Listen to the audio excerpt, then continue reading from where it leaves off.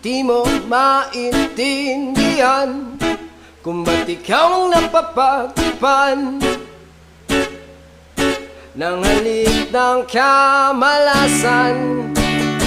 Kinapang mong marahan ng hagdanan para lamang makidlatan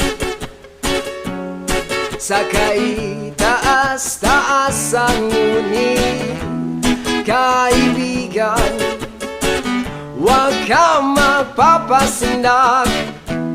Kaibigan, easy lang saya. Dahil wala rin